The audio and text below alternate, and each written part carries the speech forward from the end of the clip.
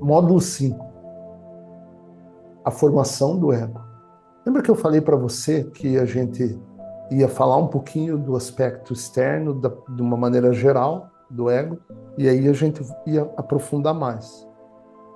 Novamente, nós estamos indo de lá de fora, de lá da ponta do iceberg, para a profundidade dele. A formação do ego é um processo fundamental para compreendermos como a consciência se individualiza ao entrar na experiência terrena. Embora muitas tradições religiosas e filosóficas o considerem um obstáculo ao despertar espiritual, nas cartas de Cristo, o ego é entendido como um mecanismo necessário para a individualização no plano físico. No entanto, quando ele assume o controle da psique, cria a ilusão da separação e perpetua ciclos de sofrimento. Vamos voltar lá. Lembra do processo da criança nascendo? O ego vai tomando conta da mente gradualmente, através dessa experiência, abre aspas, separada, individualizada. Tudo que você vê nesse mundo, animado, inanimado, individualizado, é ego. Seja em qual reino for, vegetal, animal, mineral, uminal, tudo o ego que faz com que isso seja individualizado. Portanto, a interpretação que o ego é mal, é um impedimento, é uma incompreensão. Ele é um contraponto dessa imersão da alma. A partir desses conhecimentos, quando você for revisar tudo, você vai ver que ele vai se encaixar em tudo. Porque tudo contém aspectos da verdade. Então, a verdade se encaixa em todas elas. Esse capítulo explora como o ego se forma, os fatores que influenciam sua construção no momento da concepção e a importância da intenção e das frequências amorosas na geração de uma nova vida. Esse módulo, ele é um módulo profundo, que vai colocar à prova tuas crenças, mas se você olhar com carinho, vai fazer muito sentido para você tudo que nós vamos falar aqui. E você vai ver como é implacável a vida, como ela não deixa nada de fora. Conscientemente ou inconscientemente, nós estamos tecendo cada etapa da nossa vida, cada fragmento, cada fio da nossa própria existência e de existências futuras. A consciência é imortal, então quando a gente vem para cá, a gente vive intensamente e profundamente essa experiência. Isso marca a nossa consciência da dimensão da unicidade. Então talvez a gente precise voltar no processo reencarnatório para viver situações que nós rejeitamos nessa vida. Isso vai entrar num processo inconsciente, ele vai ser resetado, que isso faz parte da amorosidade da vida, e é assim que funciona. Mas não precisa. Quando o conhecimento chega, você se torna responsável, você poupa muitas vidas. Muitas e muitas vidas existenciais. Que você vai ter experiências positivas e experiências negativas, traumáticas, porque esse é o aprendizado. Quando você vem para a individualidade, para a experiência, você está submetido às leis da existência e elas são implacáveis. É isso que a gente estuda há tanto tempo aqui e está dividindo. Vamos falar um pouquinho do momento da concepção e do que ocorre nesse processo. Olha como é um emaranhado. O momento da concepção, o portal da individualização. No instante da concepção, a fusão entre o espermatozoide e o óvulo cria não apenas um novo organismo físico, mas também um campo vibracional único que servirá de base para a individualidade daquela consciência que está encarnando. Neste momento, 4 influências principais atuam na formação da psique.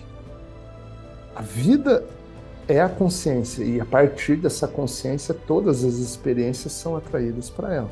Por isso que a verdade implacável é: mude a sua consciência, você muda a sua vida. Se a sua consciência continua atuando de determinada maneira, fazendo sempre as mesmas coisas, nada vai mudando.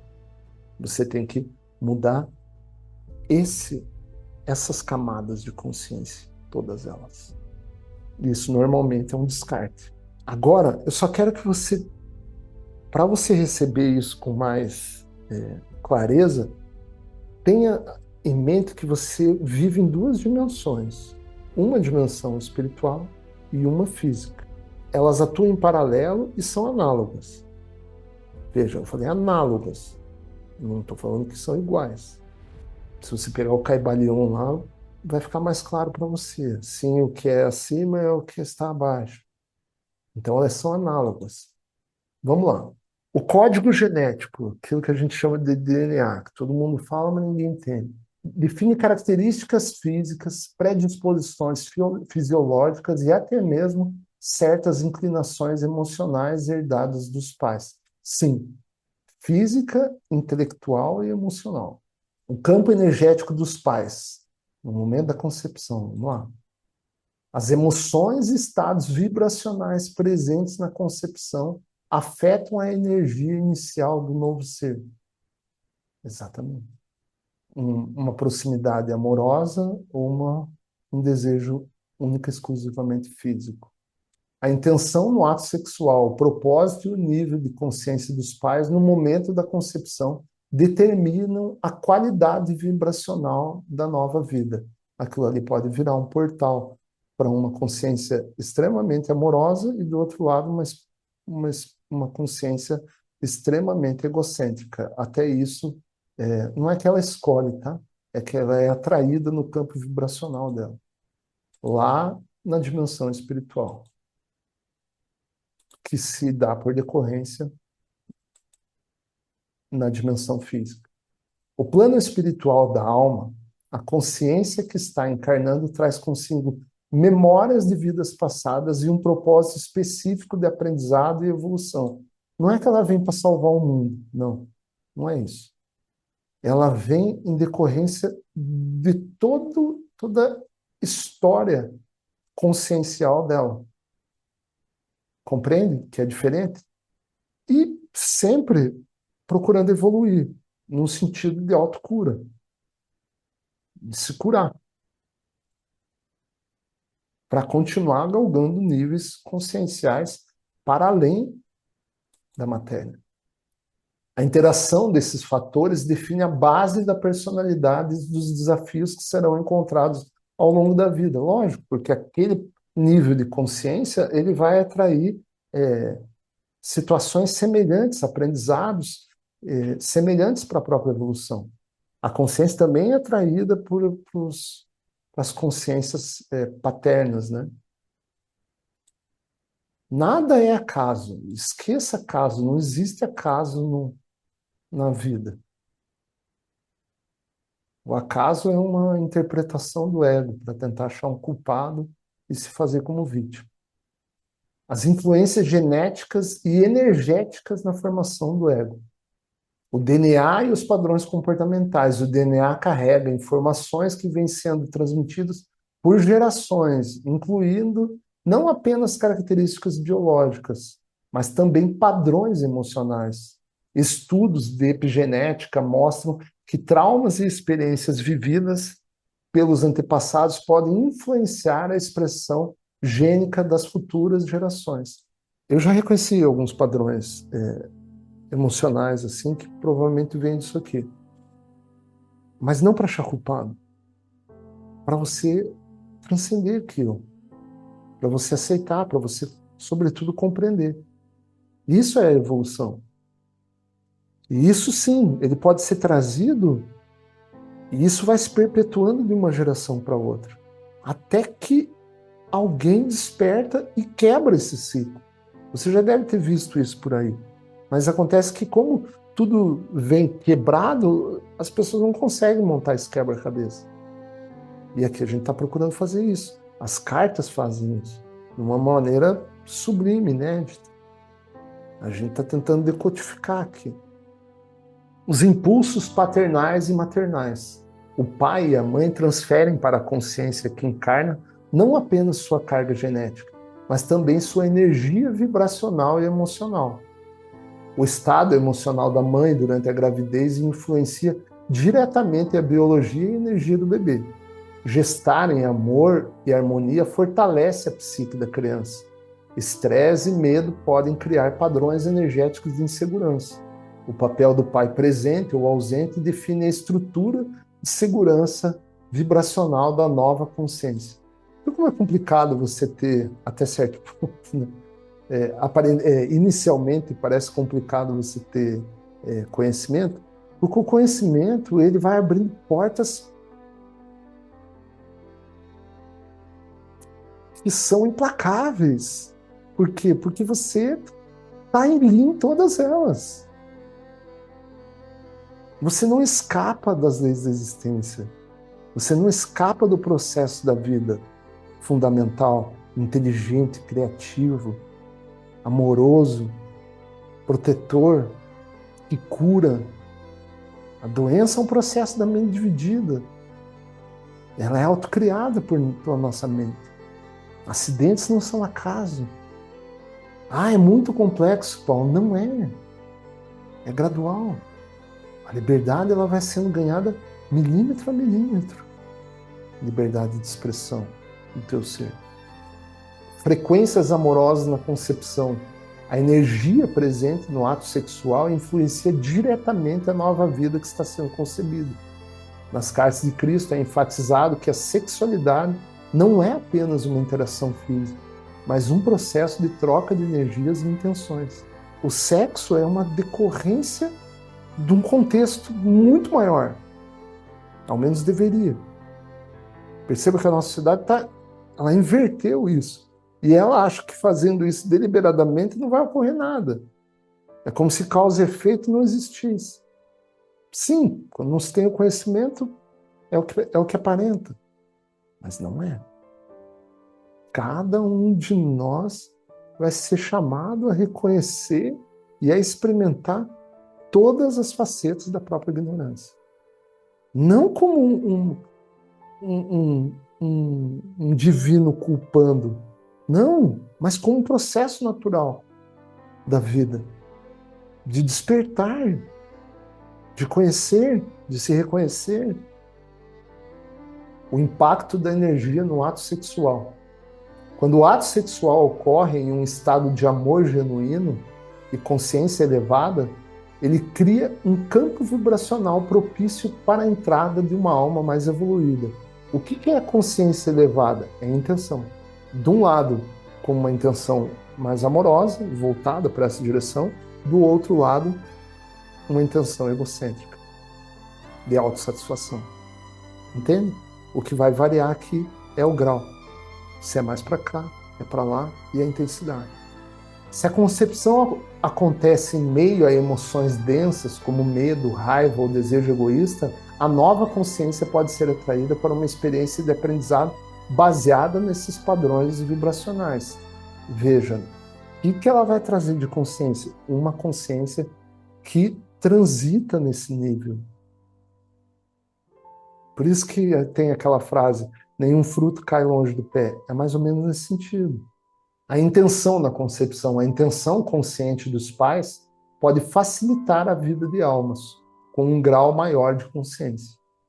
Quando os pais desejam trazer uma nova vida com amor, cria-se um campo vibracional que fortalece a nova alma e sua experiência terrena. O desejo sincero de que essa alma tenha um propósito elevado pode proporcionar uma encarnação mais harmônica. Ou seja, a confluência de todos esses aspectos, no sentido intencional, atrai uma consciência que vibra nessa energia. O ego e sua construção na infância. Eu só quero que você entenda que isso pode ser um emaranhado, né? A gente sempre transita entre graus, nada é absoluto nesse sentido. Eu não estou trazendo 100% disso e 100% daquilo. Eu estou te trazendo direções aonde esses graus vão variar. Em intenção amorosa, em propósito ou em autocentrismo. Agora nós vamos repassar sobre aquilo que a gente só jogou lá atrás, tá? Durante a infância, o ego é moldado pela interação entre os impulsos herdados e a experiência do ambiente, tá? Emaranhado. O bebê reage instintivamente às sensações de prazer e dor, e sua personalidade se desenvolve a partir dessas primeiras interações. Com o tempo, o ego fortalece seus mecanismos de defesa para garantir segurança emocional, mas também cria a ilusão de separação e do individualismo extremo, aqui colocando em contrastes, né? A importância da consciência na geração de uma nova vida. A formação do ego e da identidade começa muito antes do nascimento. Desde a concepção, a nova consciência recebe influências genéticas, energéticas e espirituais que moldam sua experiência na Terra. Então, tudo no intrauterino ali, a consciência já está ocorrendo, o ego já está ajudando a formar a personalidade dela através das 3 camadas de consciência. O consciente, o inconsciente e o subconsciente. E vai continuar após o nascimento. A compreensão desse processo pode transformar a maneira como encaramos a parentalidade e a responsabilidade de trazer uma nova alma ao mundo. Entende como é implacável isso? Quando os pais têm consciência da importância da energia no ato da concepção e durante a gestação, eles podem criar um campo vibracional que favorece uma encarnação mais harmoniosa e alinhada ao propósito divino. O amor sempre vai curar, sempre. De qualquer maneira, em qualquer momento, em qualquer contexto, em qualquer ambiente, ele sempre vai prevalecer. E tudo que adorna essa palavra amor. Dessa forma, a consciência pode se manifestar no mundo não apenas como um ser individual, mas com uma expressão consciente do amor universal. O que a gente tem que entender é que quando a gente está expressando o nosso ser, quando a gente está expressando a essência daquilo que eu sou, daquilo que você é, a gente sempre está expressando essa consciência divina. As características inatas dessa intenção divina. Isso é o nosso ser. E isso que nós somos. E isso, por si só, já é maravilhoso.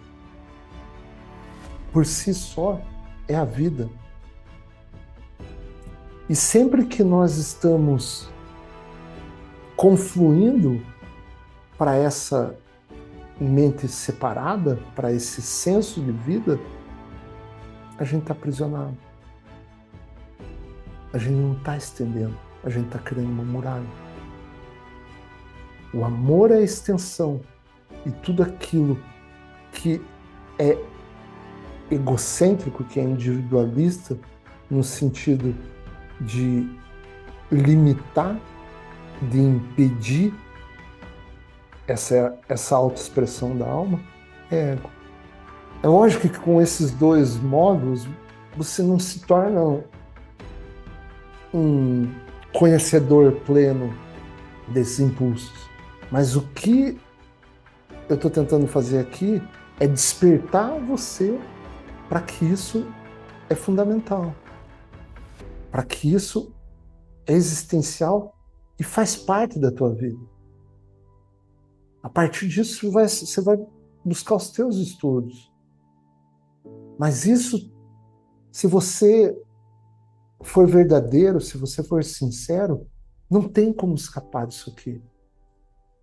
Você percebe que faz sentido total para as tuas experiências e principalmente, talvez, para o momento que você está assistindo esse vídeo.